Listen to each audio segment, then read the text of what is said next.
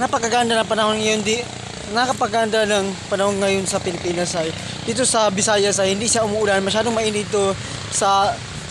Luzon ay malakas yung ulan dito doon sa Luzon dahil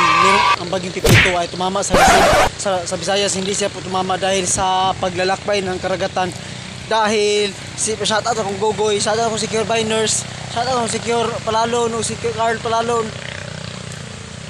Malakas ang hangin dito sa Pilipinas at kanlurang Asya ay pinagtagpo ng karagatan ng mga kababayan dito sa buong mundo ay pinaghirapan ng isang mga tao naglalakbay sa karagatan at sa ibabaw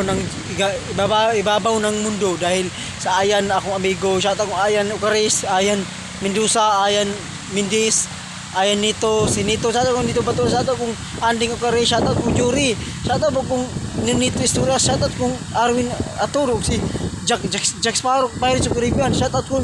si Nito, shout out ko Nito.